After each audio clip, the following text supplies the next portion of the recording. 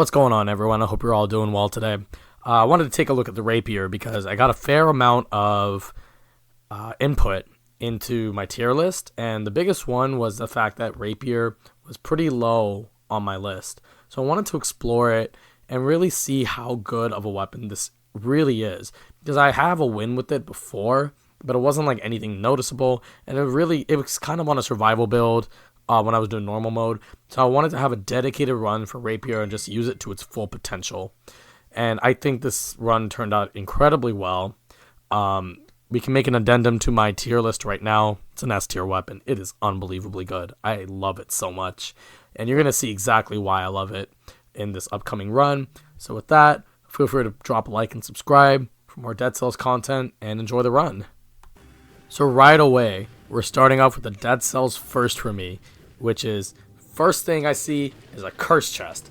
And right off the bat, I'm like, okay, this is going to be a hell of a run, isn't it? I'm excited just because how often do you see that? First of all, the curse chest in prisoner quarters, I already knew about it, but I hadn't seen it in like so many runs. But this one was just like, oh my god, I don't have any sort of synergy on these weapons. I don't know what's going to happen. So I'm pretty scared, and there's an Inquisitor shooting at me from I don't know where. So I'm just trying to get off these kills. And one thing I'm going to note right now, there's going to be a bit of frame rate issues. It wasn't when I was playing. It's just I was using a different computer, and Streamlabs just kind of messed up my recording. I don't know why it did that. I did that for one of my other runs too. So use your imagination to what happened in the run, I would say. But overall, it was really, really fun run, and just getting that curse instantly was like, wow. But yeah, so we finish off that curse, accidentally trigger the elite. But right away, you can see that the Rapier actually does a good amount of damage with the right amount of synergy. I have good bleed synergy, I have burning synergy. Here's a bit of some unlucky issues in terms of like where the mobs were. I didn't have a lot of range to move. And then I accidentally jump into the, the shot from the Inquisitor. So all that was just all bad for me. But it's fine. It's not the biggest deal in the world. It's prisoner quarters. You don't take a lot of damage. If it was High Peak Castle, it'd be a lot more worried. Here's when the frame rate issues really started becoming a problem. And it's weird. I don't know why it's not doing it like it should be. But long story short, I'm getting a lot of kills right now. Very rapid succession. When there are a lot of enemies on screen, that's when the slowdown happens, obviously. But we get another curse in the second straight level. And there's another one of those curses that doesn't happen a lot. So I was pretty pumped. And I kind of was thinking, maybe this could be a 40 run. Because I hadn't had to deal with any sort of challenge rips too. So it was pretty interesting. Right off the bat, we kind of start with a little bit of an issue when it came to just how to take care of this. So I take care of the Bombardier first, then take care of the Protector. And now all of these shielded enemies from the legendary altar. So just trying to take my time with it. Just make sure I'm not doing anything ridiculous. I'm just trying to avoid that Bombardier desperately. So I'm gonna aggro the Bombardier, make sure it shoots at me, and then finish off the curse like that. And nothing much more to note in Promenade. So in Prison Depths, we get another curse chest, obviously, but this is the one that's always at the start. I'm going to take it very, very slowly because I'm not very used to this weapon yet. So I'm going to make sure that on this curse, I'm going to try to use my skills as much as possible. That seems like it was close with that knife throw. It didn't feel close in the moment. I felt that, yeah, like I have some issues with hitting it right before it hits, but overall, like I wasn't that panicked about it.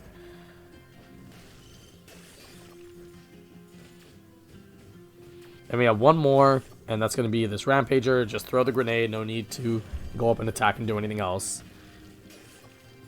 And we run into some issues here. Slight hit, but I am running the Berserker mutation for purposes like this because I didn't know how often I was going to get hit because I wasn't used to this yet. So the idea with having Boyzax is, you may have seen some of my past runs, but essentially I wanted to use it as a snare. so that I can have enemies locked in place, because I can't use Wolf Trap unless like I get like a colorless one, and just jumping to another curse and ossuary.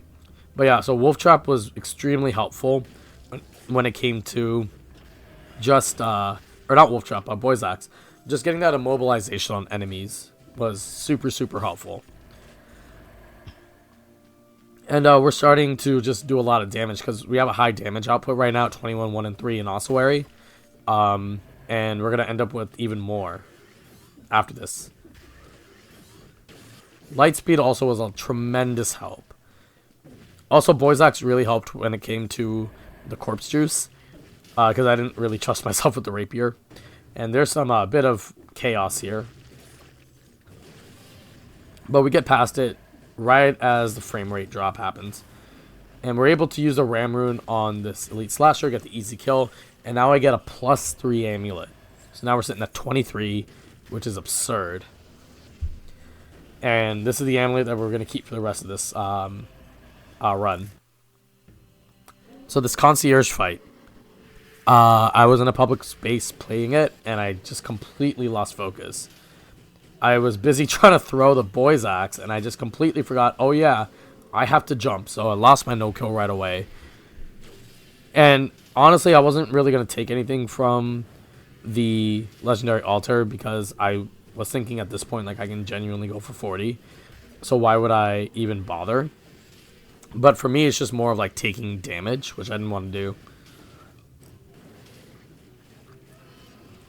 So to note, the Boy's Axe is actually, it has a little bit of inflammable oil too, so it's doubling the fire stacks.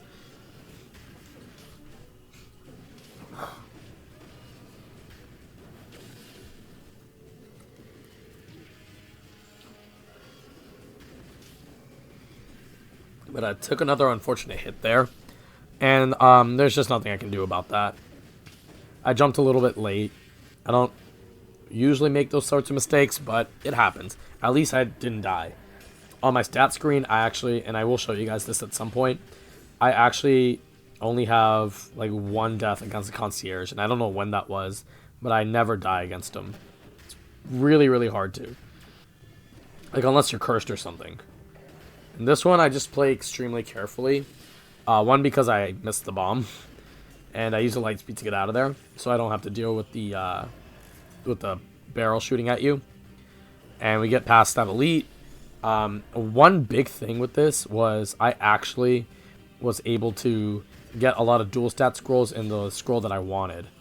In every single biome, except for High Peak Castle, I got at least 1 dual stat scroll in what I wanted.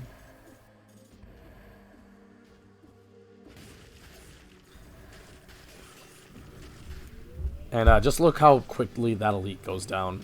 Just crazy amount of synergy. And here we run into some trouble. I get hit by the kamikaze because I don't kill it in time. But I'm able to get a lot of that back just from that 1 kill with the light speed. That was really nice. And I just pick up another light speed. There's just a better version. A little more damage. And the curse chest actually came near the end of the level. So it's a little more difficult. But we have 4 enemies on screen that we can kill right away. And then we get the next 2 by using the Ram Rune. No reason to risk it any further. I typically play these curses pretty safe, regardless of the build. But I didn't have a choice but go through this spike pit. But there's a lot of enemies on the next screen, because I had already seen that before. I went into the cursed room. And right there, used my grenades. Frame rate drop, again, I apologize for that. But definitely had a lot of help with my grenades. But the Rapier was doing almost all the work here. The fire grenade in general is just amazing, but Rapier did so much, and even against this giant. So something I incorrectly said in my tier list was that this had difficulty against the giant. It actually doesn't, because you can roll in the air and still do your hits.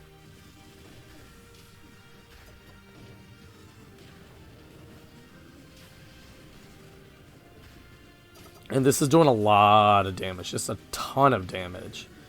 And that's really cool to see. Even like its uncrit, like its non-crit condition is doing a lot of damage to the eyeball.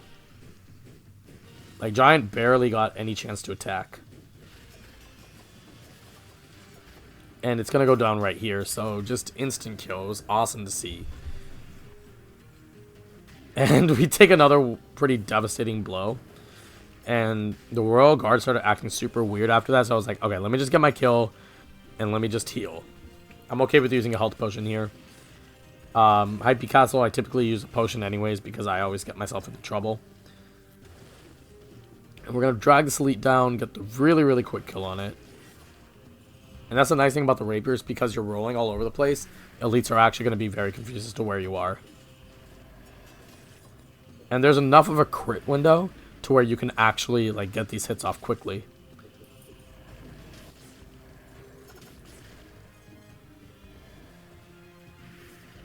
And the last elite's right here. And there we go.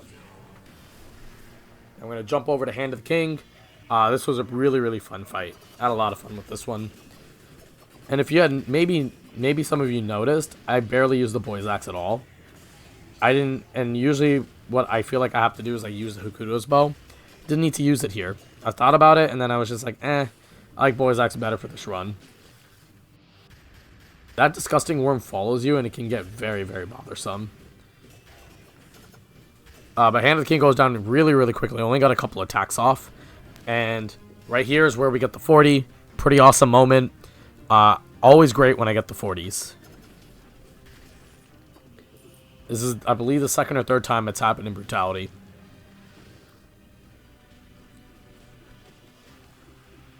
But I'm aiming for that 41. I've had it once on my War Javelin, Valmont's Whip run. I haven't had it since. And this was just insane.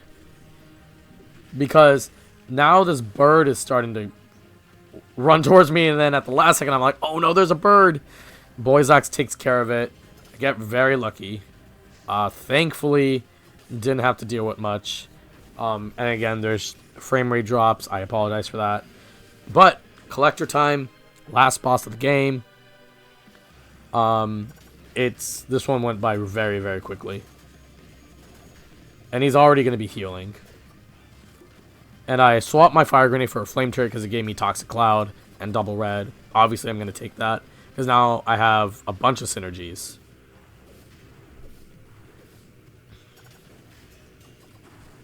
And he's going to be healing twice by the time he gets up there. And close to a third time.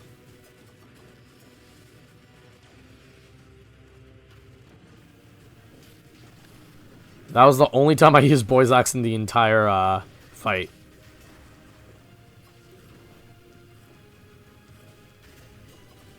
And we're coming up on the last portion. I believe he's going to go for that upwards attack. Yep.